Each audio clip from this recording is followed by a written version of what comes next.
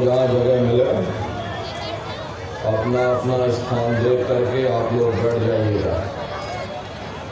एक एक वचन वाणी को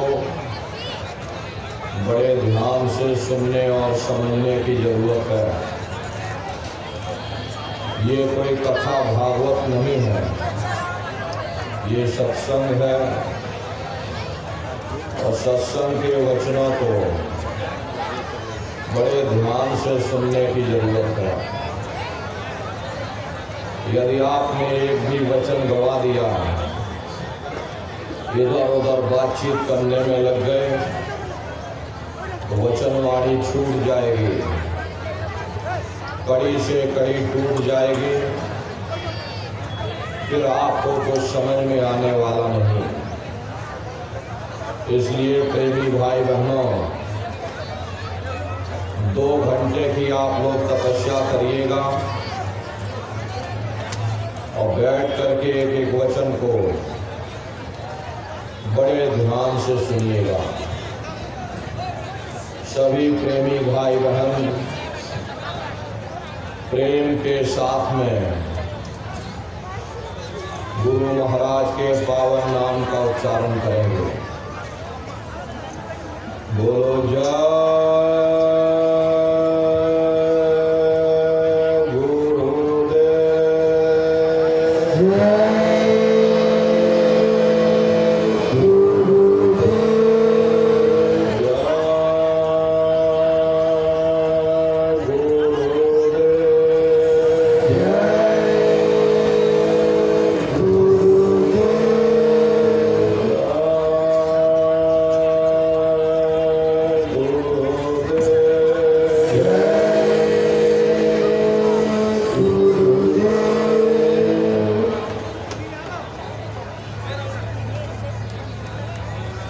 सर्वत्र विराजमान शब्द स्वरूप परम पूज्य स्वामी जी महाराज के श्री चरणों में कोटि कोटि नमन प्रणाम करते हुए हरदोई की इस पावन धरती पर इस सत्संग समारोह में उपस्थित सभी सत्संगी धर्म प्रेमी भाई बहनों को सादर जय गुरुदेव। प्रेमी भाई बहनों, हम आप परम सौभाग्यशाली हैं। ऐसे कलिकाल में हम लोगों को ये मानव तन, ये मनुष्य शरीर प्राप्त हुआ। मनुष्य शरीर पाने का जो हमारा मूल उद्देश्य है, आज के समय और आज की परिस्थितियों को देखते हुए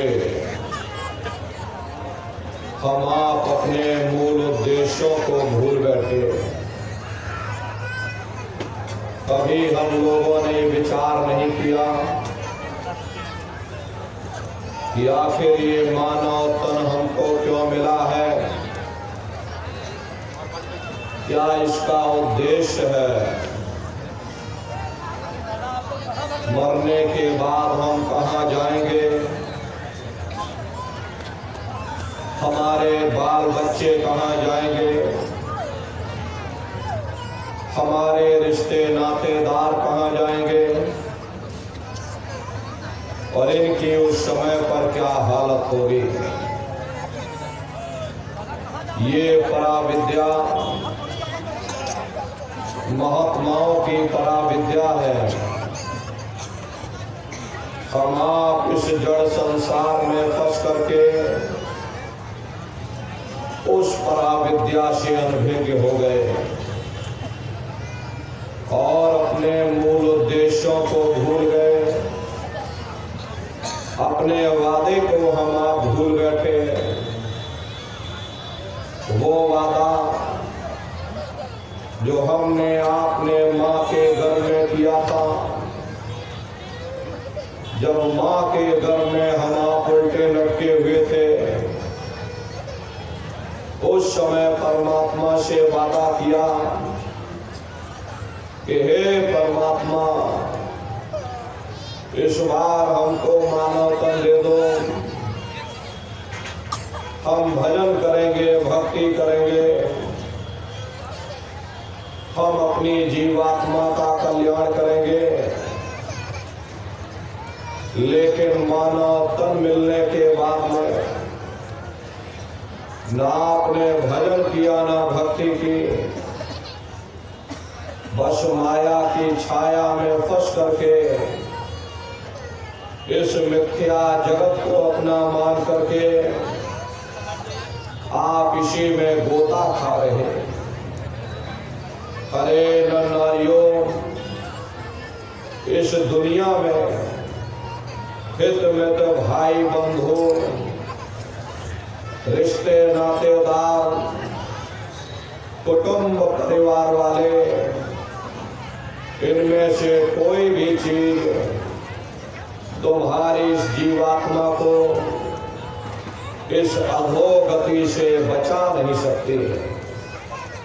हम कौन हैं, हम कहाँ से आए हैं, हमें जाना कहाँ है, यह मानव मात्र के लिए एक जटिल प्रश्न बना हुआ। इस प्रश्न का हल तब तक नहीं होगा जब तक इस धरा भूमि पर कोई संत महात्मा फकीर न मिल जाए। इसीलिए वह मालिक अति दया और कृपा करके संतों महात्माओं को इस धरा भूमि पर भेजते हैं। संत महात्मा फकीर यहाँ पर आकर के जीवों को समझाने का प्रयास करते हैं कि भाई वो परमात्मा है, वो आपको मिलेगा, जीते जी मिलेगा, इसी मनुष्य शरीर में मिलेगा। इसी मनुष्य शरीर के अंदर जा करके परमात्मा से मिलने का वह एकमात्र दरवाजा है। उस दरवाजे का भेद केवल संतों महात्माओं को ही प्राप्त है। ये दुनिया के लोग, दुनिया की आवाम जनमानस भौतिकता के ज्ञान को पढ़ करके अहंकार में डूबे रहते कि हमसे बड़ा कोई ज्ञानी नहीं। लेकिन उन बेचारों को नहीं मालूम कि जहाँ दुनिया का ज्ञान समाप्त होता है, उसी के सिर की चोटी से ये आध्यात्मवाद, आत्मा और परमात्मा का ये गूढ़ ज्ञान, रहस्य विज्ञान प्रारंभ होता।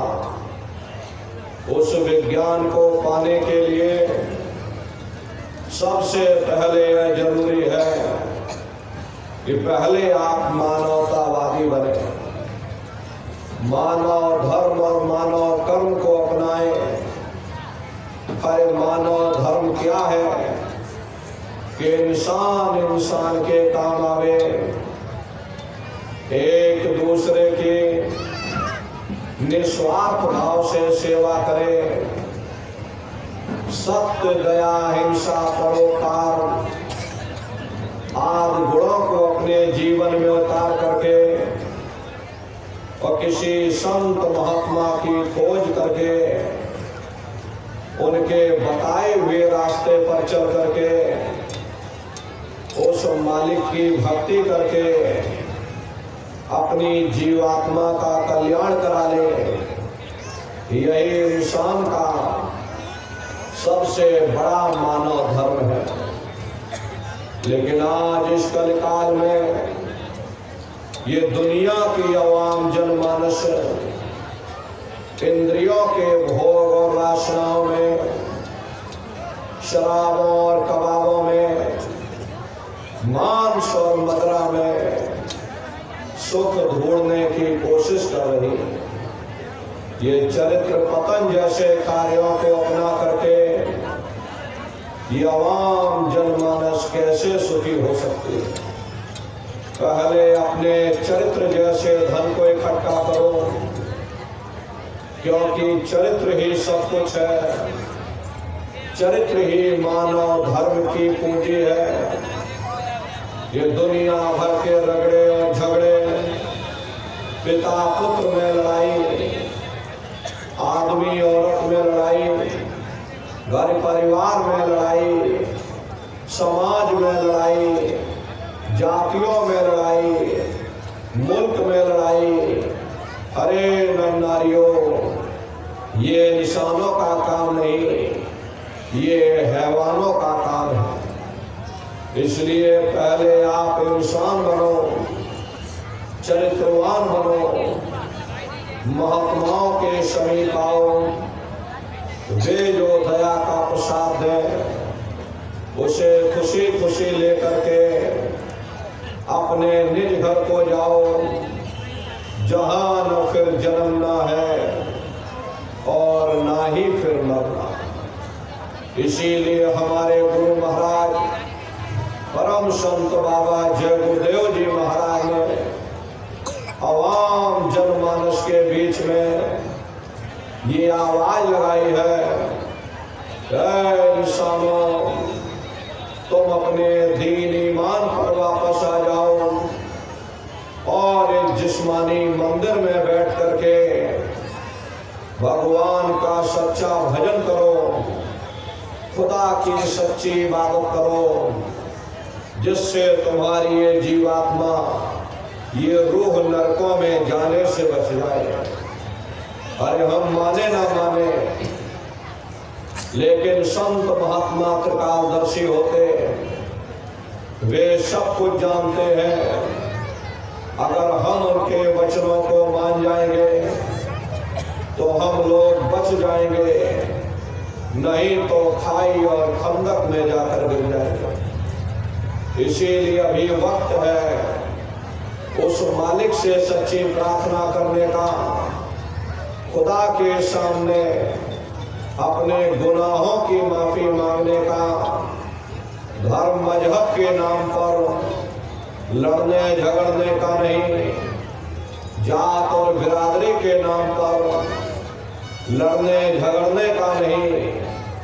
अरे हमने बहुत लड़ लिया, बड़े बड़े झगड़े और फसादे की, बड़े बड़े नुक्ताचीनी की, सिवाय नफरत के हमको क्या मिला? नफरत की ऐसी ज्वाला जली जिसमें घर जल गया, परिवार जल गया, समाज जल गए, जातियां जल गई, अब सारा देश जल उठा। इसीलिए सारी मानवता बहुत थक गई। हर कोई ऐसी छांव चाहता है जहां उसे ठंडक मिले, शांति और सुकून मिले। ये सब वही मिल सकते हैं जहां शांत के संदेश होते, सुकून के संदेश होते, मानव धर्म और मानव कर्म के संदेश होते। और ये संदेश केवल संत महात्मा फकीर देते हैं, जो समदर्शी होते, जो समस्त जीवों के अंदर उस प्रभु के अंश को देखते हैं। ऐसे समदर्शी उन महात्माओं की खोज करो। ये मत देखना महात्मा किस जाति के हैं, महात्मा किस बिरादरी के हैं। अरे जातियां कर्म के अनुसार बनाई गई, जन्म के अनुसार नहीं। मनुष्य की एक ही जाति है, वो है मानव जाति। और इसी मानव जामे में बैठ करके हमें उस मालिक की भक्ति करनी। हरे नर नारियों, सुपच जात के भंगी थे, रैदास जी जात के हरिजन थे, मीराबाई जात की छत्राणी थी। अगर वे सब उस मालिक को प्राप्त कर सकते हैं तो आप भी उस मालिक को प्राप्त कर सकते हैं। लेकिन बगैर महात्माओं के, बगैर मुर्शिद के कोई भी जीव इस संसार समुद्र से ना कोई पार हुआ और ना ही कोई हो सकता। ये समुद्र ऐसा है जिसके ना इस किनारे का पता ना उस किनारे का पता कोई नहीं जान सकता। ये दुनिया कब बनी, कितनी बार प्रलय और महाप्रलय हो गए, लेकिन इतना जरूर मालूम है कि जिस दिन से दुनिया बनी हम लोग यहीं पर भटका खा रहे। अगर इधर से हवा चली, नैया हमारी उधर चली गई, और अगर उधर से हवा चली हमारी नैया डगमगाते हुए इधर चली गई। न जाने कितने युग और कल्प बीत गए, लेकिन हमारी ये नैया आज तक इस भवसागर से किनारे नहीं लगी। इसलिए नरनारियों, सौभाग्य से वक्त का इतना बड़ा वरदान आपको मिला, ये मानव तन आपको मिल गया। न जाने किस महात्मा की दया हो गई, न जाने कौन से जन्म जन्मांतरों के शुभ पुण्य कर्मोदय हो गए कि आपको यह मानव तन मिल गया। और अब की बार मौका मिल गया है, समय रहते हुए अपनी जीवात्मा के कल्याण के लिए थोड़ा बहुत विचार करो। मिली न देह तुमको, बनाओ काज कुछ अपना, बचो मत आए जग में, जानियो रैन का सुपना। अरे नरनारियों, जैसे रात में हम लोग स्वप्न देखते हैं, हालांकि उस समय पर हमें स्वप्न सच मालूम पड़ता, असली प्रतीत मालूम होता है। लेकिन जब सुबह उठते हैं, जब हमारी आंखें खुलती, जब हमें होश आता, तब हम विचार करते हैं, नहीं भाई हम तो स्वप्न देख रहे थे, ये सब भ्रम है। कि उसी प्रकार से ये दुनिया भी 10, 20, 100 साल का स्वप्न है। अब आप कहोगे हम जाग रहे, परंतु प्रेमी भाई बहनों, ऐसा हरगिज नहीं है। जिस दिन मौत का वक्त आएगा, अरे आप रोगे, हाय हाय करके चिल्लाओगे कि हाय हमने सारी जिंदगी यूं ही स्वप्न में गुजार दी, जागने का समय अभी आया, जो कुछ करना है अभी करना। लेकिन प्रेमी भाई बहनों, अब पछताए होत क्या जब चिड़िया चुग गई थे। प्रेमी भाई बहनों, जैसे मरीज को मिश्री कड़वी लगती है, हालांकि मिश्री कड़वी नहीं होती, बल्कि मरीज के मुंह का जायका कड़वा होता। उसे चाहे कितने अच्छे अच्छे भोजन करा दो, हलवा पूड़ी पकवान बना करके खिला देना, उसे अच्छा नहीं लगेगा। ठीक उसी प्रकार से यह मनुष्य भी इंद्रियों के भोग और वासनाओं में, शराब और कबाबों में, मांस और मदिरा में इस कदर से फंसा हुआ, यहाँ से निकलना दुश्वार हो गया। अरे निकलना तो दूर की बात रही, उस मालिक की ओर ध्यान ही नहीं जाता, शब्द या नाम की तरफ किसी का ख्याल तक नहीं जाता। और अगर भूले भटके चला भी जाए तो दुनिया की लज्जतें, दुनिया की वासनाएं दुनिया का मोह और प्यार हमें खींच करके वापस दुनिया में लाकर डाल देता। महात्मा करें तो करें क्या? अरे महात्मा दवा देते हैं मगर आप लोग खाते ही नहीं। जैसे डॉक्टर मरीज को दवा देता और अगर मरीज खाए ही ना तो बताओ वह स्वस्थ कैसे हो सकता? डॉक्टर की दवा अलमारी में रखी, मरीज बिस्तर पर पड़ा और गालियां हम डॉक्टर को देते हैं। इसमें डॉक्टर का क्या कसूर? इसमें महात्मा का क्या कसूर? प्रेमी भाई बहनों, जब तक हम अपने आप की गलती नहीं देखेंगे हम कभी कामयाब नहीं हो सकते। महात्मा प्रेम से जीवों को समझाते हैं कि भाई देह और गृह सब झूठा, भरम में काहे को खपना। ये घर बार हमारा अपना नहीं, हरे पराया देश है।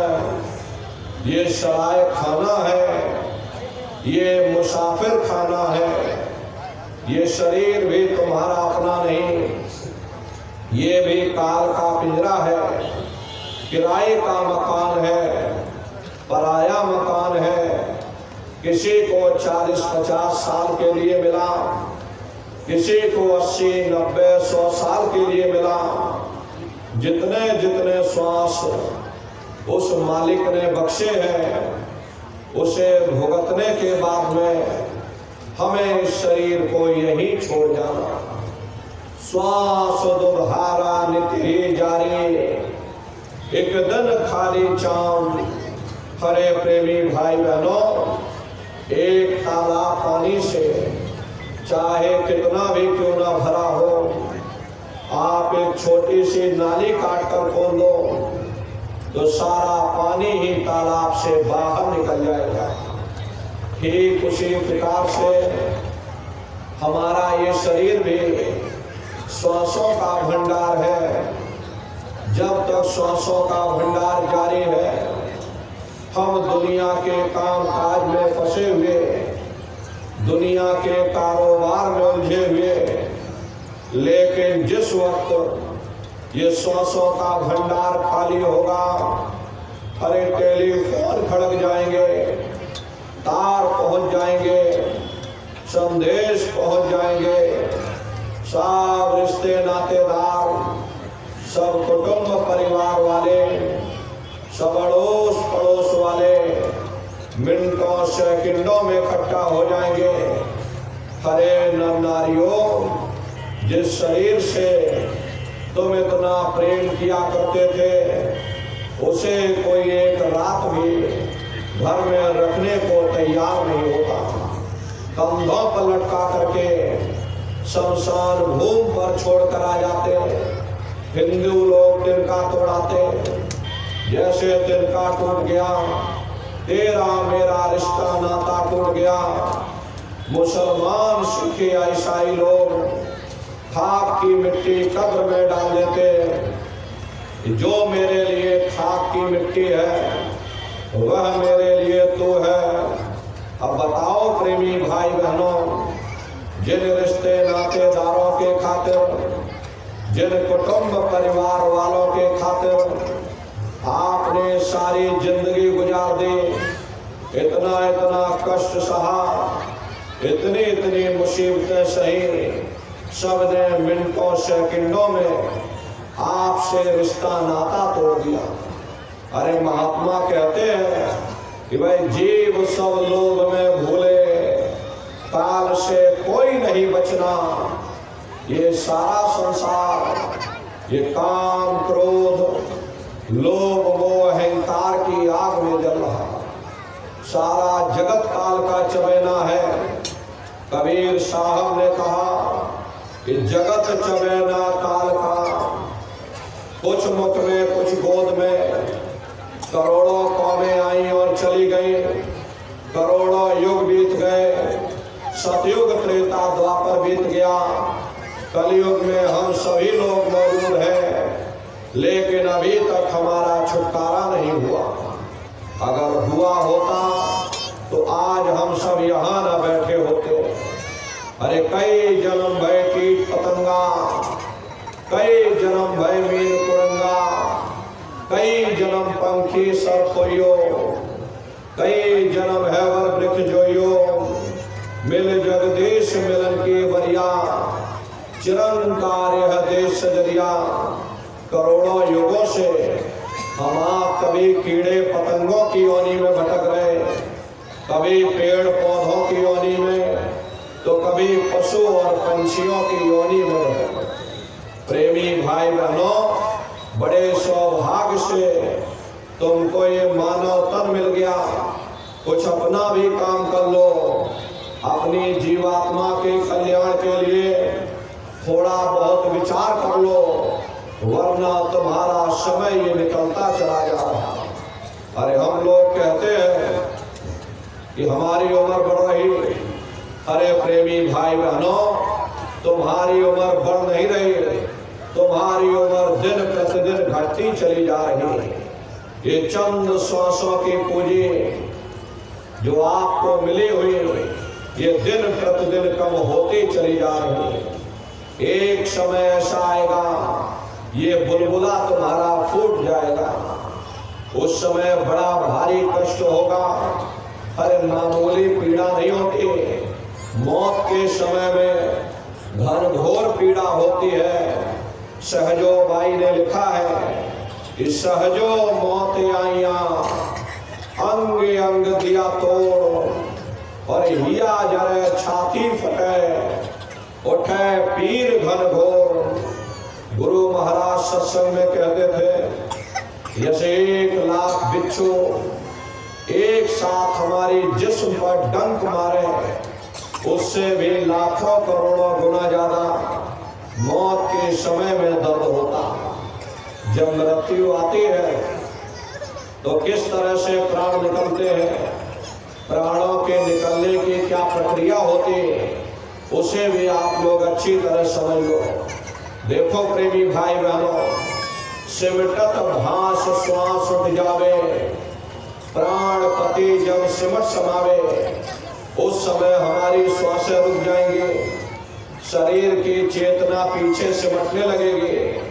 तो सबसे पहले गुदा चक्र टूटेगा, क्योंकि गुदा चक्र में पृथ्वी का वास होता है। गुदा चक्र टूट करके ऊपर इंद्रिय चक्र में समा जाएगा। इंद्रिय चक्र में जल का वास होता, यानी जल ने पृथ्वी को घोल दिया। फिर जब इंद्रिय चक्र टूटेगा तो ऊपर नाभि चक्र में समा जाएगा। नाभि चक्र में अग्नि का वास होता, यानी अग्नि ने फिर जल को सुखा दिया। ये नीचे से सिमटाव होगा। फिर जब नाभि चक्र टूटेगा तो हृदय चक्र में समा जाएगा। हृदय चक्र में वायु का वास होता, यानी वायु ने अग्नि को अपने में समाहित कर लिया, और इस तरह से वायु आकाश में उड़ गई। ये आंखों की पुतलियां पलट जाती हैं। जब यह कर्म कलाई उपजावे, बुद्धि सुरत की आन दबावे, जब यह जीवात्मा पांचों तत्वों को लांग करके जल पृथ्वी अग्नि वायु आकाश पांचों तत्वों को लांग करके ऊपर आती है, तो काल दाढ़ में आन दबानी, जब ढर के नैनन से पानी, जब काल अपनी दाढ़ में समय दबाता, हरे नारियों नेत्रों से पानी निकलता, इंद्रियां टूट टूट करके सब चकनाचूर हो जाती हैं। सब रिश्ते नातेदार खड़े रहेंगे, डॉक्टर वैद हकीम सब आपको घेरे रहेंगे, लेकिन आप अपनी पीड़ा को उस समय अपने मुख से बयान नहीं कर पाओगे। सिर्फ आपके नेत्रों से आंसू टपकेंगे, नेत्रों से आंसू टपकेंगे। यमदूत आते हैं, प्राणों की डोरी को तोड़ देते हैं और जीवात्मा को खींच करके इस शरीर से अलग कर दिया जाता है। और जैसे ही प्राणों की डोरी टूटी, जीवात्मा शरीर से अलग हुई, ये शरीर तुम्हारा मिट्टी हो जाएगा।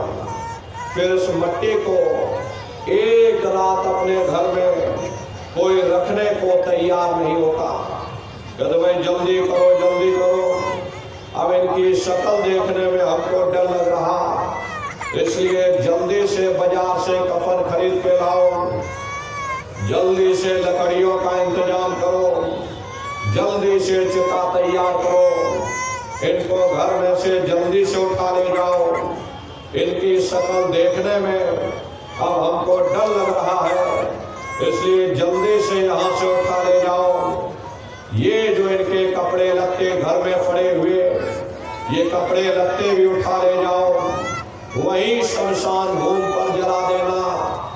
ये इनके बिस्तर घर में पड़े हुए, इस बिस्तर पर ये लेटे रहे, इसलिए ये बिस्तर भी अब अशुद्ध हो गया है। इनकी छुई हुई चीज हमको घर में एक नहीं चाहिए, इसलिए इनका बिस्तर भी उठा ले जाओ, वही शमशान भूमि पर जला देना।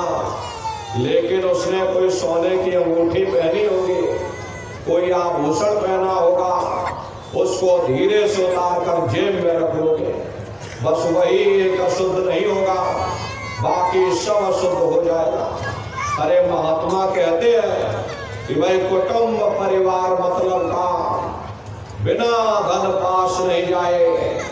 ये रिश्ते नातेदार, ये कुटुंब परिवार वाले, ये सब स्वार्थ के संगी साथी हैं। अरे आज तुम्हारी जेब में पैसा है तो सब जैसे तैसे तुमसे रिश्तेदारियां कायम कर लेंगे। आज जेब खाली हो जाए तो बेटा बाप को बाप कहने के लिए तैयार नहीं होता। आप रोज कचहरियों में मुकदमों का हाल देखते हो।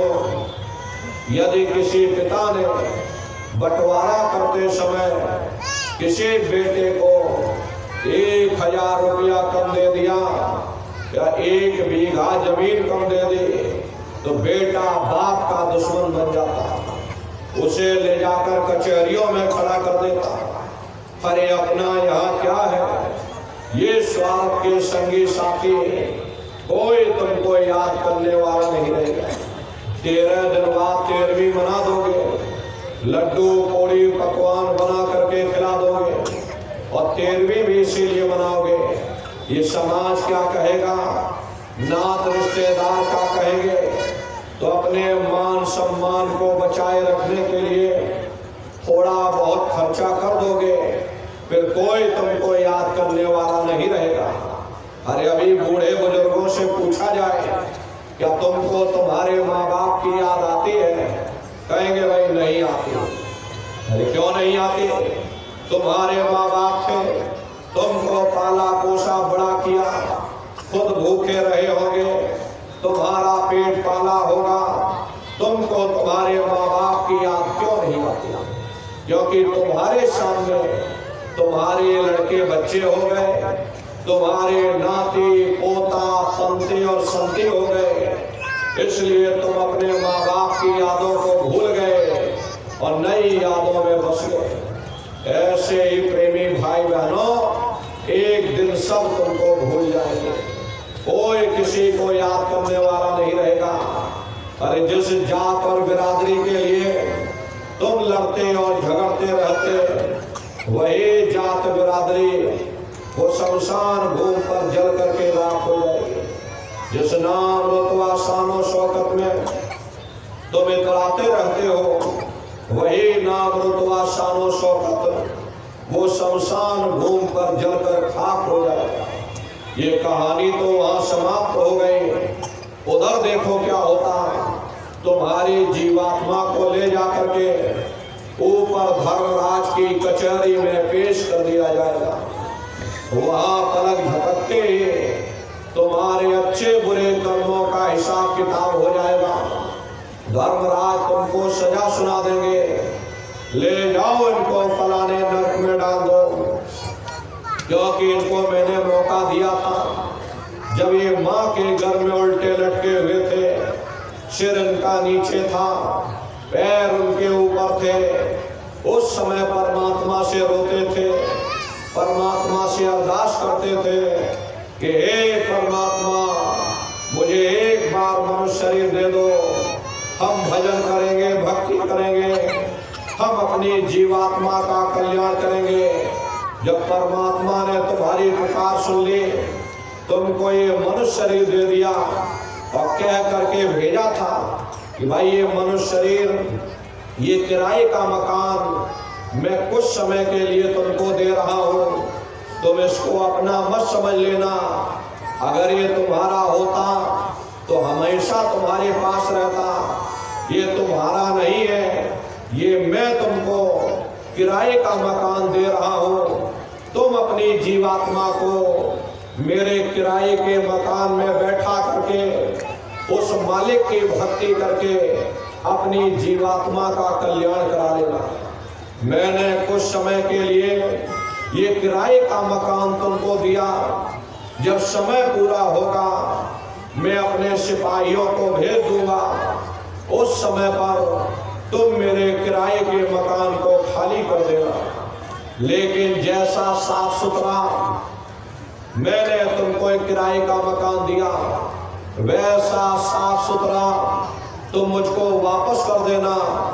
लेकिन इस किराए के मकान में बैठ करके इन्होंने अच्छे बुरे कर्म कर डाले, कर्मों के भंडार इसमें भर दिए, मेरे किराए के मकान को इन्होंने गंदा कर दिया, इसलिए कर्मों की सजा इनको मिलेगी। ले जाओ इनको फलाने नरक में डाल दो। अरे महात्मा कभी झूठ नहीं बोलते। महात्माओं ने जब साधना किया, साधना करके जब ऊपर गए और ऊपर जा करके जब उन्होंने नरकों का हाल देखा, तो हमारी आपकी जानकारी के लिए उन्होंने उन किताबों में लिख दिया, लोह के खम्भ तपत के माही, और जहां जीव को ले चिपटाई वहां लोहे के खंभे अग्नि से धधक धधक कर लाल हो रहे। ऐसे खोटे जीवों को उन खंभों में चिपकाया जाता। जीव हाय हाय करके तड़पता है, तड़प तड़प जीव जुलम बुखारे, तपत खम्भ दुखे उपजे भारे। असहनीय वेदना होती है, असहनीय दुख दर्द होता, जीव रोता और चिल्लाता रहता। अरे वहां तुम्हारी कोई पुकार सुनने वाला नहीं, कोई तुम्हारी दर्द भरी आवाज को सुनने वाला नहीं। अरे नारियों, ये दुर्दशा क्यों हो गई? क्योंकि हम लोग मनमुखी हो गए, मन के कहे पर चलने लगे, मन के कहे पर चल करके अच्छे बुरे कर्म करने लगे। कर्मों का ये जखीरा अंबार के अंबार हमने अपने सिर पर लाद लिए, आज उन्हीं कर्मों का भोग पा रहे। अरे महात्मा कहते हैं कि भाई नर के अनेक और हैं, कहाँ लग कहो बखान, दुख भोगते यह जीव जो जाने जो भोग समान। कहते भाई एक नरक नहीं, ऐसे वहां अनेकों अनेक नरक बने हुए, अलग अलग खोटे पाप कर्मों के वहां पर अलग अलग नरक बने। ये जीव अपने अपने कर्म के अनुसार अनंतों अनंत युगों तक, अरे वर्षों की बात नहीं कर रहे, अनंतों अनंत युगों तक जीव नरकों की यातनाएं भोगता रहता। और नरकों की यातनाएं भोगने के बाद में इसी जीवात्मा को 4,84 लाख योनियों में डाला जाता। ये 4,84 लाख योनियां, ये कोई मामूली योनियां नहीं होती। 4 खान का मतलब अंडज पिंडज उपमज स्थावर, ये 4 खाने हैं। पहली श्रेणी पेड़ पौधों की आती है जिनके अंदर पानी का तत्व मौजूद होता। अरे कभी ये भी मनुष्य हुआ करते थे, लेकिन आज अपने कर्मों का भोग पा रहे हैं। दूसरी श्रेणी कीड़े और मकोड़ों की आती है जिनके अंदर पृथ्वी और अग्नि का तत्व मौजूद होता। तीसरी श्रेणी पंछियों की आती है।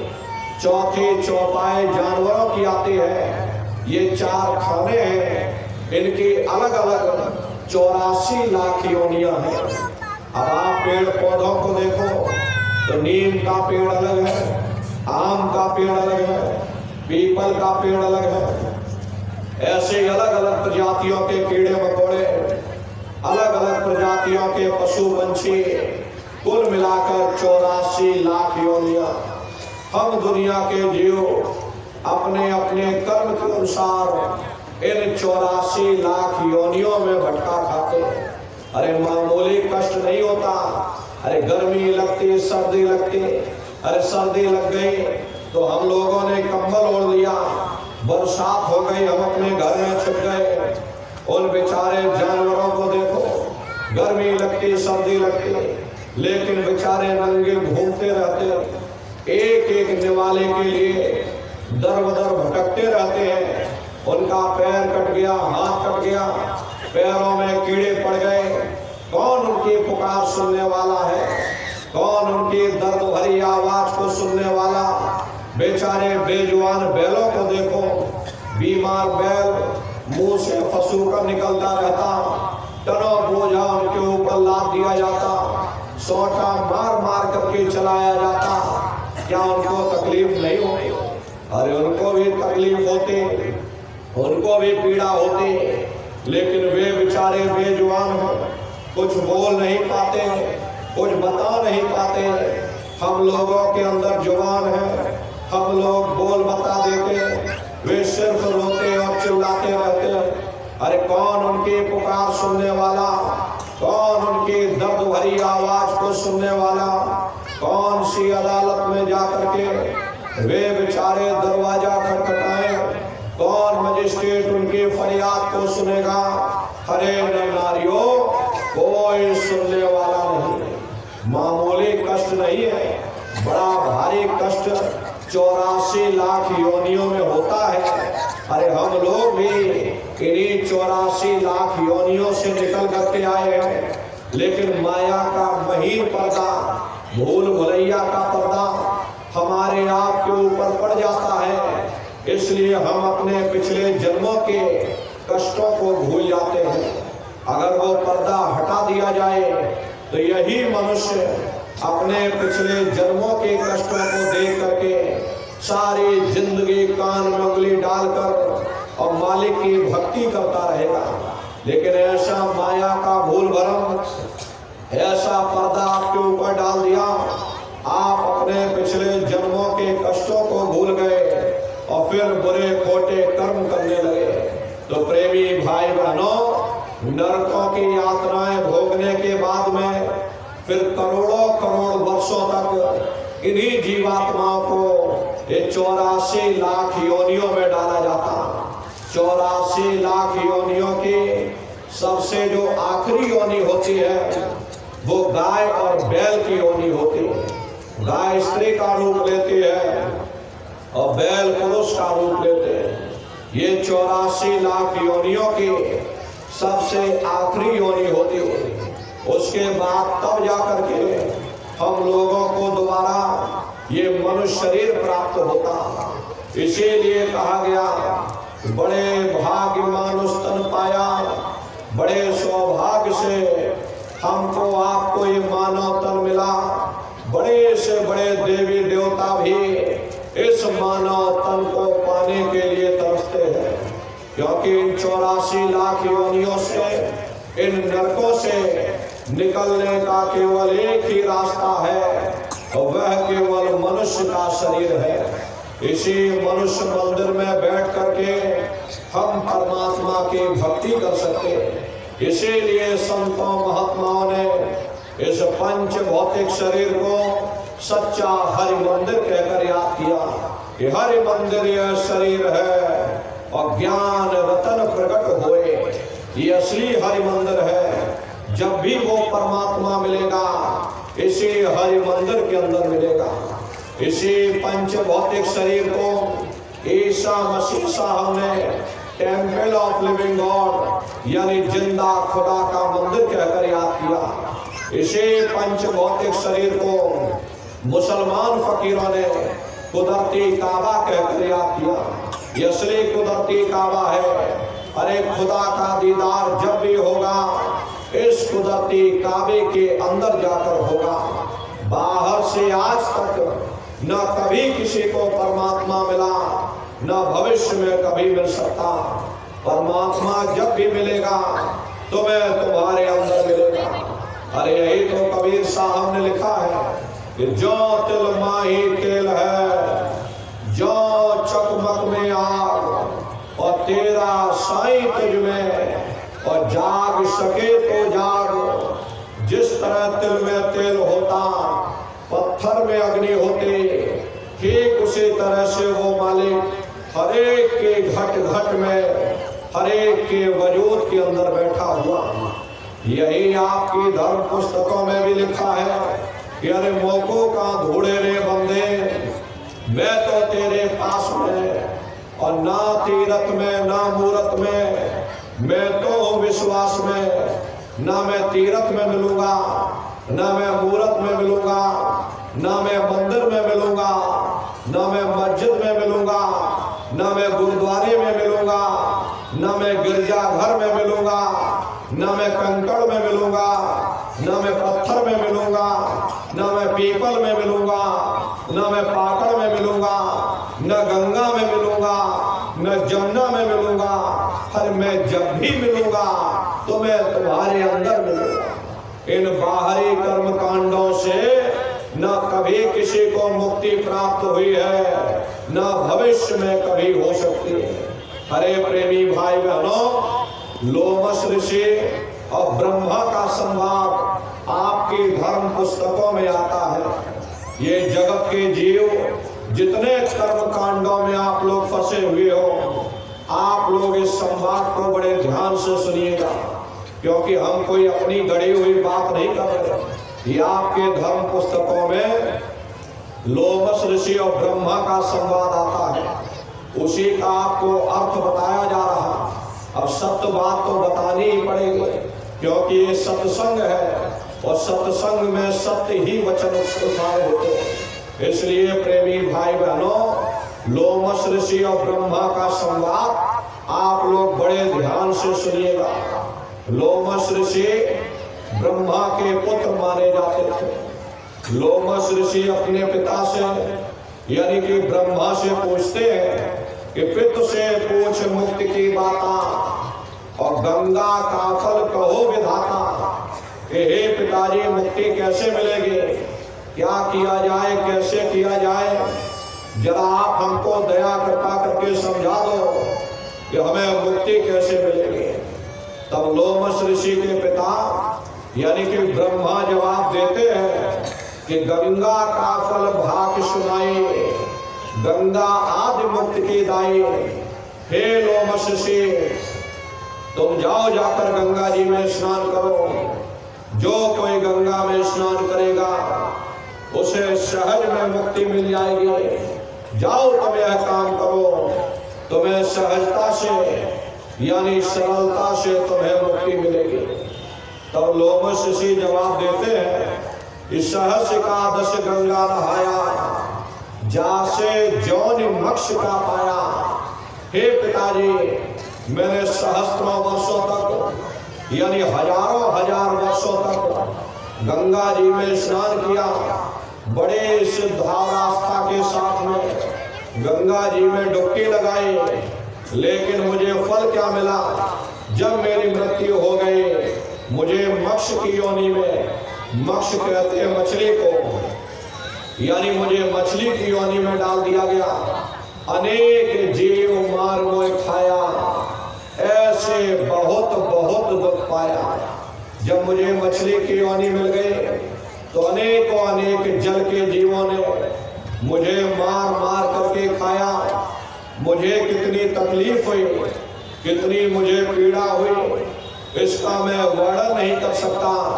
और हे पिताजी, एक नहीं जय जय तीरथ सवै नहाए, और जल जीव जौनि माहि भरमाए। ये जितने भी तीर्थ थे सभी जगह जाकर मैंने स्नान किया, जल में आशा बांधी, जल में मुझको वास मिल गया, लेकिन मुझे मुक्ति नहीं मिली। इसलिए हे पिताजी, ऐसी युक्ति मुक्ति बतलाओ, भवजल पार उतर के जाओ। ऐसे युक्ति, ऐसे मुक्ति का रास्ता हमको बतला दो, जिससे हमारी जीवात्मा सदा सर्वदा के लिए इस भवसागर रूपी समुद्र से पार हो जावे, जन्म मरण के बंधनों से हम हमेशा के लिए आजाद हो जावे। हे पिताजी, दया कृपा करके मुझे कोई ऐसा रास्ता बतलाओ। तब लोमश ऋषि के पिता यानी ब्रह्मा जवाब देते हैं कि हे लोमश ऋषि, सुनिए भाई, और सेवा ठाकुर कीजिए जाए। हे लोमश ऋषि, मेरी बात को बड़े ध्यान से सुनो। तुम जाओ, जाकर ठाकुर जी की सेवा करो। चरणामृत व्रत साधो सोए, और सहज में मुक्ति पुण्य होए। रोज रोज ठाकुर जी की पूजा करना, रोज रोज चरणामृत पी लेना, ये सहज से सहज यानी सरल से सरल काम है। रोज रोज पूजा करो, रोज रोज चरणामृत ले लो। जाओ, तुम्हें काम करो, जा करके तुम्हें सहजता से यानी सरलता से तुम्हें मुक्ति मिल जाएगी। तब लोमश ऋषि जवाब देते हैं, इस सहस वर्ष ठाकुर को सेवा, दूजा जाना और न भेवा। हे पिताजी, मैंने सहस्त्रों वर्षों तक यानी हजारों हजार वर्षों तक ठाकुर जी की पूजा की, उनके सिवाय किसी को कुछ नहीं माना, सब कुछ अपना उनके चरणों में न्योछावर कर दिया। विधि विधि ध्यान विधि से कीन्हा, और फल पायो पाहन को लीन्हा। कहते भाई विधि विधि ध्यान यानी विधि और विधान के साथ में, जैसे जैसे धर्म ग्रंथों में उल्लेख है, ठीक उसी प्रकार से विधि विधान के साथ में मैंने ठाकुर जी की पूजा की। लेकिन मुझे फल क्या मिला? फल पायो पाहन को लीन्हा। पाहन कहते हैं जड़ को, यानी मुझे जड़ में वास मिल गया, लेकिन मुझे मुक्ति नहीं मिली। इसलिए हे पिताजी, दया कृपा करके मुझे कोई ऐसा रास्ता बतला दो जिससे मुझे मुक्ति मिल जाए। मेरे जीवात्मा सदा सर्वदा के लिए भवसागर रूपी समुद्र से पार हो जावे, जन्म मरण के बंधनों से हम हमेशा के लिए आजाद हो जावे।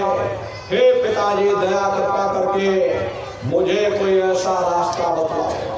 तब लोमश ऋषि के पिता यानी ब्रह्मा जवाब देते हैं कि हे लोमश ऋषि, पूजो पत्ते प्रीत लगाए, और पीपर में जल न हो जाए। हे लोमश ऋषि, तुम प्रीत लगा करके स्वामी नाम की पत्ती की पूजा करो। स्वामी नाम की पत्ती ये माताएं बहनें जानती होंगी, घरों के आंगन में लगाई जाती है, उसकी पूजा की जाती है। चूंकि हमारे गुरु महाराज का नाम है, इसीलिए हम लोग नहीं लेते हैं, उसी का यहाँ पर वर्णन किया गया। तो ब्रह्मा कहते हैं कि हे लोमश ऋषि, तुम प्रीत लगा करके स्वामी नाम की पत्ती की पूजा करो। एक दिया पत्ती पे लावे, सो तो कोटि यज्ञ फल पावे। हे लोमश ऋषि, मेरी बात को बड़े ध्यान से सुनो। जो एक दिया जला करके स्वामी नाम की पत्ती के नीचे रखता है, उसे कोटान कोटि यज्ञों का फल प्राप्त होता। जाओ, तुम्हें काम करो, जा करके तुम्हें सहजता से यानी सरलता से तुम्हें मुक्ति मिल जाएगी। तब लोमश ऋषि जवाब देते हैं कि सहस्त्र 3 पत्ती को पूजा, और वृक्ष योनि पाई ही पूजा।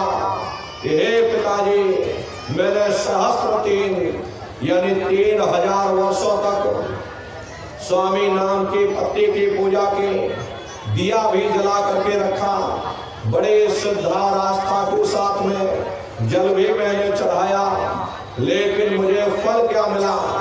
जब मेरी मृत्यु हो गई, मुझे वृक्ष की योनि में डाल दिया, और मैं हजारों हजार वर्षों तक एक जगह वृक्ष की योनि में खड़ा रहा। पीपर पूजा वर्ष हजारा, ताको सुन वर्तन निवारा। हे पिताजी, मैंने पीपर की भी पूजा की, पीपर पर भी जल चढ़ाया, बड़े श्रद्धा और आस्था के साथ में पीपर की परिक्रमा हम लगाते रहे। लेकिन मुझे फल क्या मिला? कन खजरा दे ही पाई और बार बार भाव में भर आई।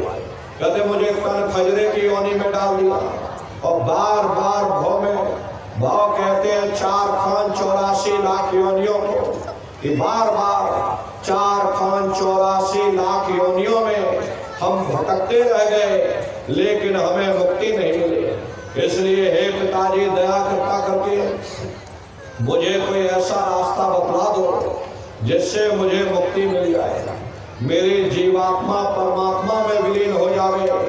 हे पिताजी, दया कृपा करके मुझे कोई ऐसा रास्ता बतलाओ। तब लोमश ऋषि के पिता यानी ब्रह्मा जवाब देते हैं कि हे लोमश ऋषि, एकादशी करो तुम जाई, याते मुक्ति सहज में पाई। जाओ तुम एकादशी का व्रत रखो, मेरा विचार है इससे तुम्हें सहज में यानी सरलता से तुम्हें मुक्ति मिल जाएगी। तब लोमश ऋषि जवाब देते हैं कि 100 वर्ष एकादश कीन्हा, अंत जन्म माखी को लीन्हा। कि हे पिताजी, मैंने सहस्त्रों वर्षों तक यानी हजारों हजार वर्षों तक एकादशी का व्रत किया, लेकिन मुझे फल क्या मिला? जब मेरी मृत्यु हो गई, मुझे मक्खी की योनि में डाल दिया। प्रेमी भाई बहनों, हम किसी पूजा का विरोध नहीं कर रहे। आप ये मत समझ लेना कि हम किसी पूजा का विरोध कर रहे हैं। हम किसी पूजा का विरोध नहीं कर रहे। ये तो जो आपकी धर्म पुस्तकों में लोमश ऋषि और ब्रह्मा का संवाद आता है, उसी का आपको अर्थ बताया जा रहा है। तो देखिए, लोमश ऋषि बड़े स्पष्ट शब्दों में अपने पिता यानी ब्रह्मा से कहते हैं कि हे पिताजी, और पुनिव्रत कीनी बहु तेरा, ताका सुन वर्तंत निवेरा। हे पिताजी, मैंने और भी बहुत सारे व्रत किए, जरा उसके बारे में भी सुन लो। मुझे मिला कुछ नहीं, मैं खाली का खाली रह गया, मेरा जन्म बर्बाद हो गया, मेरा समय बर्बाद हो गया। प्रथम व्रत एतवार को कीन्हा, याते जन्म चीन को लीन्हा। कि हे पिताजी, मैंने बड़े श्रद्धा और आस्था के साथ में हर इतवार को व्रत किया, लेकिन मुझे फल क्या मिला? जब मेरी मृत्यु हुई, मुझे चील की योनि में डाल दिया गया। मंगल बहुविधि व्रत रहाई, याते जन्म सुअर को पाई। हे पिताजी, मैंने बड़े श्रद्धा और आस्था के साथ में मंगलवार का भी व्रत किया, लेकिन मुझे फल क्या मिला? जब मेरी मृत्यु हुई, मुझे सुअर की योनि में डाल दिया। और परदोष नेम से कीन्हा, और खर को जन्म ताही से लीन्हा। तो भाई, बड़े नियम और संयम के साथ मैंने परदोष व्रत भी किया, लेकिन मुझे फल क्या मिला? जब मेरी मृत्यु हो गई, मुझे खर की योनि में, खर कहते हैं गधे की योनि में डाल दिया। इसमें से निकाला, उसमें डाल दिया। अब उसे आप सजने संवारने में लग गए, तब तक ले जाकर दूसरे खोल में डाल दिया। फिर उसे आप सजने संवारने में लग गए, तब तक ले जाकर तीसरे खोल में डाल दिया। फिर उसे आप सजने संवारने में लग गए। ऐसे ही वो मदारी नचाता रहता और आप बंदर की तरह नाचते रहते। देखिए, कहते हैं नौमी व्रत अष्टमी कीन्हा, याते जन्म घूस को लीन्हा।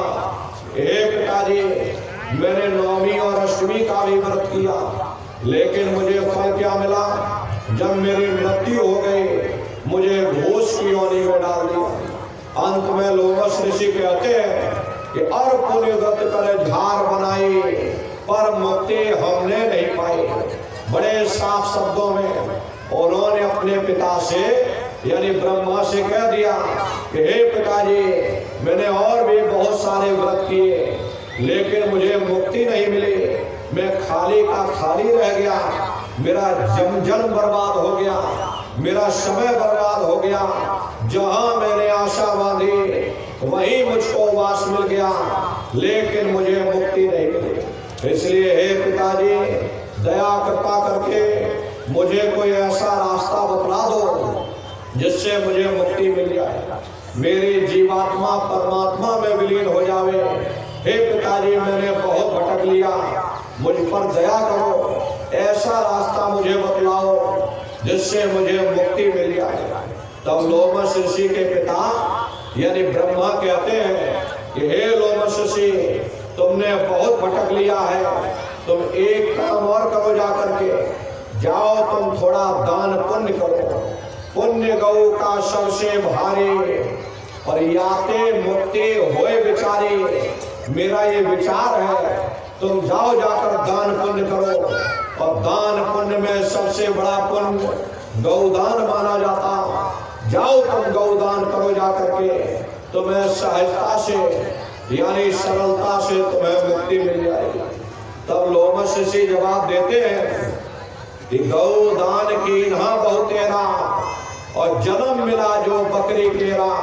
कि हे पिताजी, मैंने बहुत गौदान किया, लेकिन मुझे फल क्या मिला? जब मेरी मृत्यु हो गई, मुझे बकरी की योनि में डाल दिया।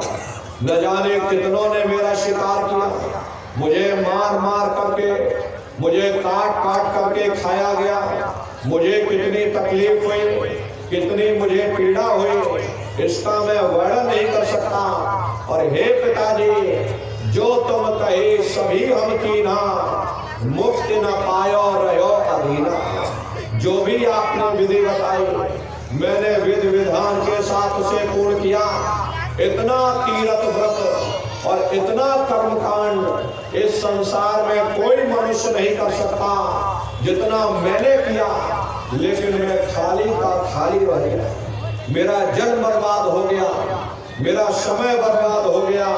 हे पिताजी, बड़े दीन भाव से अपने पिता यानी ब्रह्मा से प्रार्थना करते हैं कि हे पिताजी, मैंने बहुत भटक लिया, मुझे कोई ऐसा आखिरी विकल्प बता दो, आखिरी रास्ता बता दो जिससे मुझे मुक्ति मिल जाए।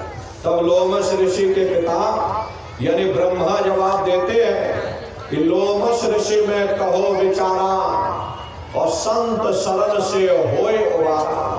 कि हे लोमश ऋषि, मेरा ये अंतिम विचार है कि तुम जाओ संतों की शरण में चले जाओ, वहीं से तुमको मुक्ति मिलेगी। तीर्थ व्रत सब झूठ पसारा और नहीं हुई है इनके निर्वारा। ये तीर्थ व्रत ये सब झूठ का पसारा है, ये मेरे फैलाए हुए जंजाल है। प्रेमी भाई बहनों, इससे कभी किसी को मुक्ति नहीं मिल सकती। अब बताओ प्रेमी भाई बहनों, ब्रह्मा को अपने पुत्र की जरा सी चिंता नहीं और हजारों हजार वर्षों तक अपने ही पुत्र को भटका करके रखा। अंत में उन्होंने उपाय बताया, वह संत शरण से होए वारा और तीर्थ व्रत सब झूठ पसारा। अगर मुक्ति पाना चाहते हो तो संतों की शरण में चले जाओ, वहीं से तुमको मुक्ति मिलेगी।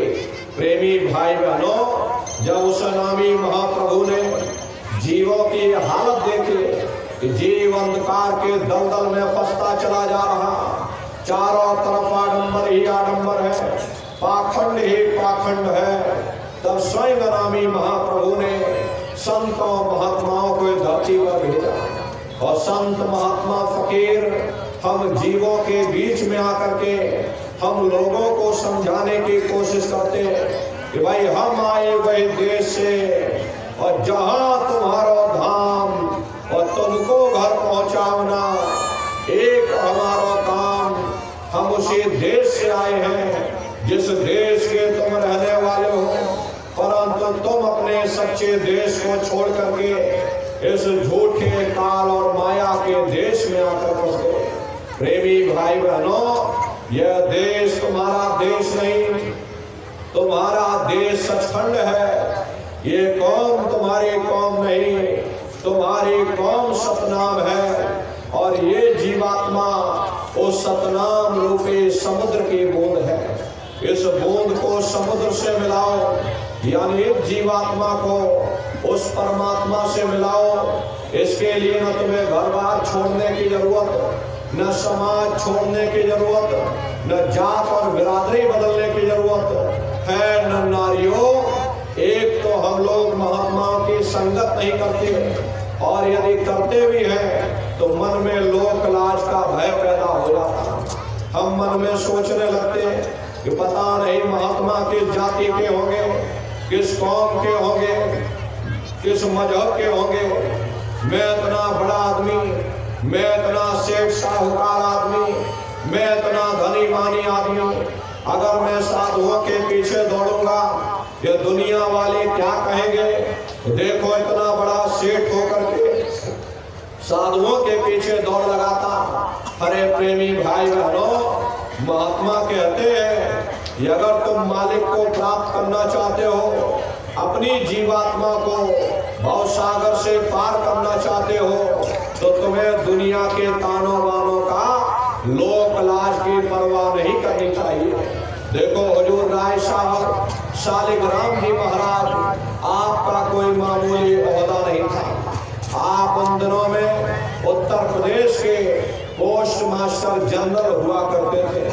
पोस्ट मास्टर जनरल का ओहदा अपने आप में बड़ा रुतबेदार ओहदा हुआ करता था, लेकिन आप अपने गुरु की सेवा में इस कदर से लीन थे कि आप आगरा में गुरु महाराज के घर से 2.5 किलोमीटर दूर यमुना नदी से पानी की गगरी भर करके अपने गुरु जी के स्नान के लिए लाया करते थे। जिस बाजार से आप होकर के गुजरते थे वो बाजार आपकी बिरादरी वालों का था। अब बिरादरी वालों ने ताने मारने शुरू कर दिए। इतना बड़ा अफसर होकर के इसकी मति को क्या हो गया, यहाँ पड़ा हुआ साधुओं के पीछे दौड़ लगाता। जब आपको इस बात का पता चला कि बिरादरी वाले, समाज वाले हमारा विरोध कर रहे हैं, तो उन्होंने अपने पैरों में घुंघरू और बांध लिए ताकि जिसको ना पता चला हो उसको भी पता चल जाए। इसको कहते हैं सच्चा प्रेम।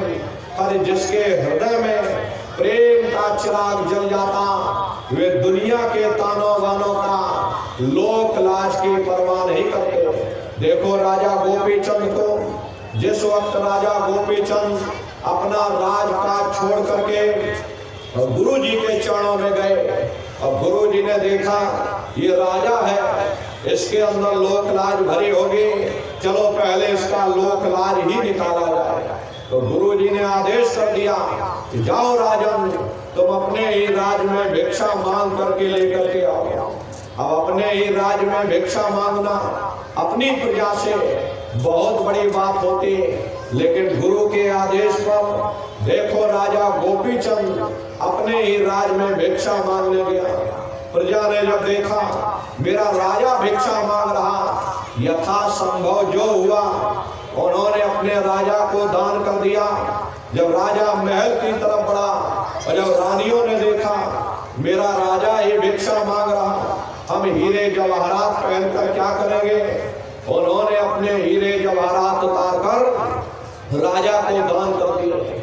और जब राजा माँ के दरवाजे पर पहुंचा, माँ से कहा माँ भिक्षा दे दे। माँ ने कहा तू मेरा बेटा है लेकिन तू साधु हो गया, अगर मैं तुझे हीरे जवाहरात दूंगी ये तेरे काम ना आएंगे, बेहतर होगा मैं वो चीज दूं जो तेरे काम में आवे। राजा बोला हे माते तू जो चाहे मुझे दान कर दे। माँ ने कहा बेटा मेरी 3 बातें हमेशा ध्यान में रखना, ये 3 सीख मैं तुझे दान में दे रही हूँ। पहली बात ये है कि किसी मजबूत किले या महल में रहना। दूसरी बात ये है नरम नरम बिस्तर पर सोना। और तीसरी बात ये है कि अच्छे अच्छे भोजन पकवान खाना। राजा हैरान हो गया, बोले हे माते तू ये क्या कह रही, देख मुझे जंगलों में रहना है, मेरे पास मजबूत किला कहाँ, मुझे जंगलों में ही सोना है, मेरे पास नरम नरम बिस्तर कहाँ, अरे मुझे वहाँ रूखा सूखा मिलेगा, मेरे पास अच्छे भोजन पकवान कहाँ। ये तीनों बातें मेरे खिलाफ है। माँ ने कहा बेटा तू अभी समझा नहीं, देख तू राज छोड़ करके फकीर हो गया, तेरे पास हर तरह के लोग आएंगे, अमीर भी आएंगे गरीब भी आएंगे, कोई तुझसे बेटा बेटी मांगेगा, कोई तुझसे धन दौलत मांगेगा। अगर तू गुरु के चरणों में पड़ा रहेगा तो तू बचा रहेगा और गुरु के चरण उससे मजबूत किला है। दूसरी बात यह है, रात को जागना, जाग जाग करके भजन करना। जब नींद तुझे ज्यादा सताए उस समय तू वहीं सो जाना। फिर चाहे नीचे रोड़े हो, चाहे नीचे पत्थर हो, उसमें वो नींद आएगी जो तुझे फूलों की सेज पर नाई होगी। और तीसरी बात यह है कि भूखे रहना, भूखे रहोगे, आलस कम आएगा, वजन ज्यादा बनेगा। जब भूख तुझे ज्यादा सताए उस समय जो रूखा सूखा टुकड़ा मिले उसे तू खा लेना। अरे उसमें वो स्वाद आएगा जो तुझे 56 प्रकार के भोजन में न आया होगा। अरे नारियों, ये इतिहास उन भक्तों का जिन्होंने उस रूहानी दौलत को पाने के लिए अपना सर्वस्व न्योछावर कर दिया। एक हमारा आपका इतिहास है।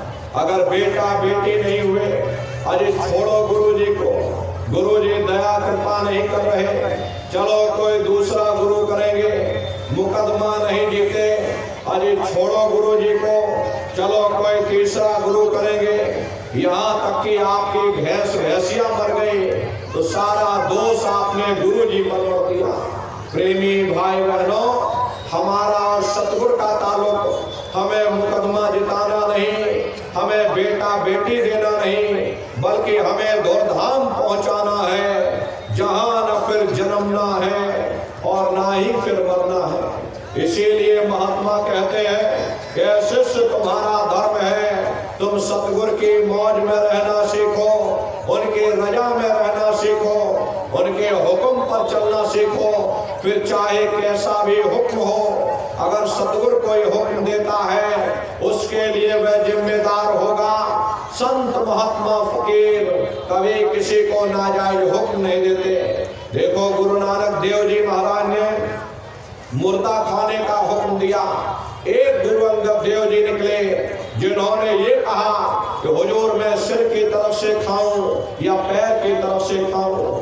हालांकि वो हलवा था, उन्हें तो परीक्षा लेनी थी, लेकिन परीक्षा के समय में एक ही चेला निकला, बाकी सब चेले चपाटे भाग गए। कहने का मतलब ये है कि मुर्शिद का जो भी हुक्म होता, तालिब के लिए वही हदीस होता है, वही वेद होता, वही कुरान होता।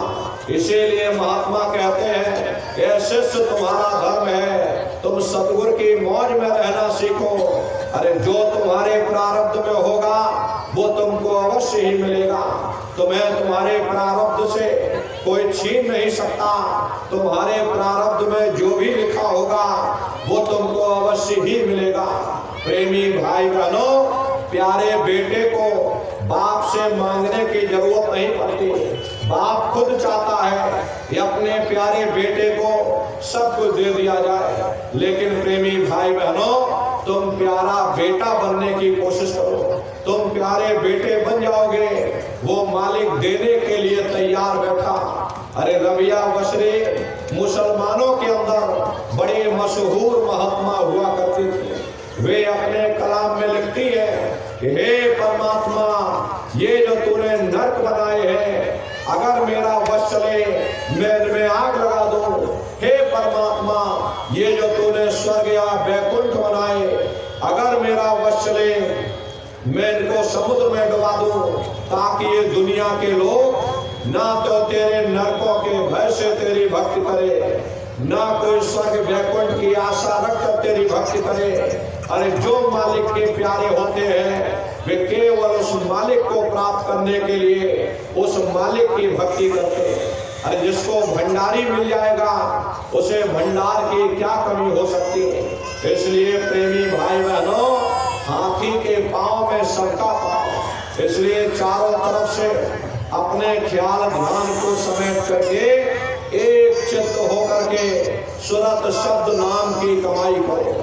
ऐसा मत करना कि गंगा गए तो गंगा राम बन गए और जमुना गए तो जमुना दास बन गए।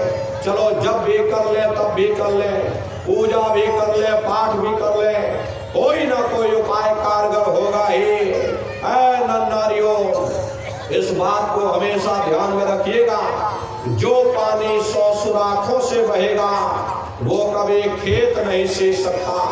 अगर हम अपने दुनिया के अपने ध्यान को सारी दुनिया में फैला कर रखेंगे, हम कभी कुछ भी प्राप्त नहीं कर सकते। एक है साध है, सब सद है। इसलिए प्रेमी भाई बहनों, चारों तरफ से अपने ख्याल ध्यान को समेट करके एक चित्त होकर के सुरत शब्द नाम की कमाई करो। सुरत शब्द नाम की कमाई करना, सब जतन दूर अब धरना। कोई दूसरा उपाय करने की जरूरत नहीं। इस कलयुग में एक ही उपाय करो, अपनी सुरत को शब्द के साथ जोड़ दो। क्योंकि शब्द को पकड़ करके ये जीवात्मा ऊपर से नीचे आई है, शब्द को ही पकड़ करके ये जीवात्मा नीचे से ऊपर जाएगी। प्रेमी भाई बहनों, हम लोग ऊपर से नीचे कैसे आए और कैसे आकर के इस संसार में फंस गए हैं, जरा संक्षिप्त में आप लोग समझ लो। पहले यहाँ कुछ नहीं था। पहले ना हम थे ना आप थे, न जमीन थी ना आसमान था, न देवी थे ना देवता थे। पहले कुछ नहीं था। तो पहले कौन था? आपके धर्म पुस्तकों में लिखा है, एक अनियनामा अब सच्चिदानंद प्रभु धाम। वो एक अनियनामी महाप्रभु अपने अनामी धाम में वो अखंड राज किया करते थे। उस मालिक के मौज मर्जी उठे। उन्होंने 3 लोकों का विस्तार किया, यानी अगम लोक, अलख लोक और सत्यलोक। अगम लोक में अगम पुरुष को बैठाया, अलख लोक में अलख पुरुष को, और सत्यलोक में सतपुरुष भगवान को बैठा दिया। काफी समय जब बीत गया, तब नीचे की रचनाओं का विस्तार सतपुरुष भगवान ने किया। उन्होंने अपनी आवाज पर अनंत ब्रह्मांडों की रचना की और अपने 16 पुत्रों को नीचे उतार दिया। निरंजन भगवान, जिनको दुनिया ईश्वर कहती है, मुसलमान जिनको खुदा कहते हैं, सतपुरुष भगवान के ये सबसे छोटे पुत्र हैं। इन 16 पुत्रों ने नीचे आकर घनघोर तपस्या की और अपने पिता को प्रसन्न करके, सतपुरुष भगवान को प्रसन्न करके उन्हीं के जैसा वरदान में राज मांग लिया। राज चेतन पर किया जाता, जड़ पर नहीं किया जाता। इसीलिए इनको जीवात्माओं का छोटा सा भंडार वरदान के रूप में दे दिया गया। जब जीवात्माएं ऊपर से नीचे उतारी जाने लगी, जब हमको आपको ऊपर से नीचे उतारा जाने लगा, तो हम लोग घबराने लगे। उस समय पर सतपुरुष भगवान ने आदेश किया कि तुम जाओ, जाकर नीचे आराम से रहो, और जब समय पूरा होगा तब तुम वापस चले आना।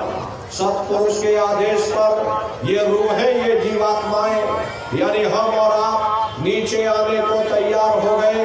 सबसे पहले 4 प्रकार के कपड़े, कारण कपड़ा, सूक्ष्म कपड़ा, लिंग कपड़ा, स्थूल कपड़ा, 4 प्रकार के कपड़े हमारे आप के ऊपर डाले गए। और इसी मृतलोक में शब्द को पकड़ा करके मंडल बाय मंडल नीचे उतारते चले गए। और इसी मृतलोक में, इसी स्थूल शरीर में, दोनों आंखों के मध्य भाग में हमारी आपकी जीवात्मा को बैठा दिया।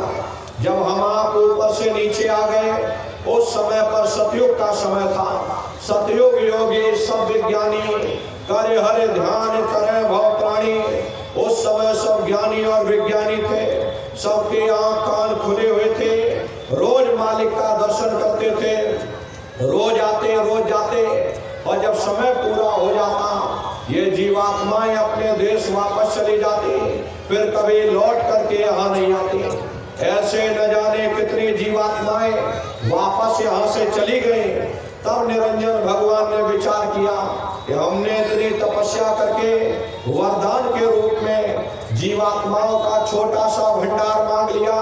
अगर ये जीवात्माएं ऐसे ही अपने देश वापस चली जाएंगे, हम इन पर कोई रोक टोक नहीं लगाएंगे, तो एक दिन मेरा राज खाली हो जाएगा, फिर हम राज किस पर करेंगे। तो उन्होंने बड़े होशियारी के साथ कर्मों का विधान बना दिया। कर्मों का विधान बना करके यहाँ मृतलोक में सुना दिया गया, ये पुण्य कर्म है, ये पाप कर्म है, ये शुभ कर्म है, ये अशुभ कर्म है। और इन जीवात्माओं को कह दिया कि काल रूप में तिनकर कर्म फल दाता, यानी मैं काल रूप हूँ और शुभ अशुभ कर्मों का मैं फल दूंगा। यानी कर्म करने की स्वतंत्रता हमको आपको दे दे और फल देने का अधिकार इन्होंने अपने हाथों में रख लिया। धीरे धीरे ये जीवात्माएं कर्मों की बेड़ियों में जकड़ती चली गई। जिस नाम की डोरी को पकड़ करके, जिस शब्द को पकड़ करके हम लोग ऊपर से नीचे आए थे, कर्मों के कारण वो शब्द हाथ से छूट गया। तब से लेके आज तक न जाने कितने युग और कल्प बीत गए, हम लोग यहीं पर भटका खा रहे। अगर वो नाम की डोरी हाथ में आ जाए, शब्द की डोरी हाथ में आ जाए, तो शब्द कर्म की रेख कटावे, शब्द शब्द में जाए मिलावे। शब्द वो सावन है जो तुम्हारे कर्मों को साफ कर देगा और तुम्हें शब्द को पकड़ करके अपने घर वापस पहुंचा देगा। तो प्रेमी भाई बहनों, ये सुरत शब्द नाम की कमाई है। शब्द को पकड़ करके ये जीवात्मा ऊपर से नीचे आई है, शब्द को ही पकड़ करके ये जीवात्मा नीचे से ऊपर जाएगी। ये सुरत शब्द का भेद ये सबसे पहले कबीर साहब इस धरती पर आए, उन्होंने इस भेद को जारी किया। उससे पहले किसी को नहीं मालूम था। अरे सतयुग त्रेता द्वापर बीता, काहू न जाने शब्द की रीता। कलयुग में स्वामी दया विचारे, प्रगट करके शब्द पुकारे। यानी सतयुग त्रेता द्वापर बीत गया, लेकिन शब्द के भेद को कोई नहीं जान पाया। वो तो उस मालिक की दया कृपा हो गए। सबसे पहले कबीर साहब को धरती पर भेजा। कबीर साहब ने आकर के सुरत शब्द के भेद को जाहिर किया। कबीर साहब के बाद में गुरु नानक साहब आए, उन्होंने आकर के सुरत शब्द के भेद को जाहिर किया।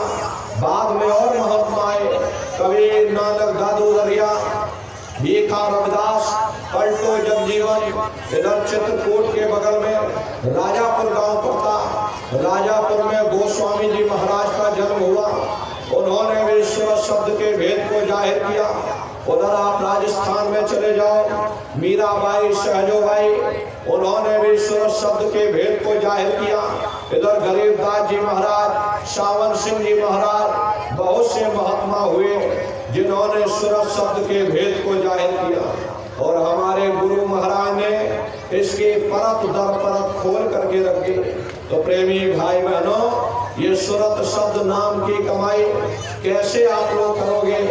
इसके लिए महात्माओं ने 3 क्रियाएं बताई। साधन 3 सारे वर्णे और साधन सब थोथे मान। इस कलयुग में उस मालिक को प्राप्त करने के लिए संतों महात्माओं ने केवल 3 क्रियाएं बताई। पहला है सुमरन, दूसरा है ध्यान और तीसरा है भजन। सुमरन कहते हैं उस मालिक को याद करना, ध्यान कहते हैं दृष्टि को एकाग्र करना, और भजन कहते हैं कान में उंगली डाल करके उस शब्द को सुनना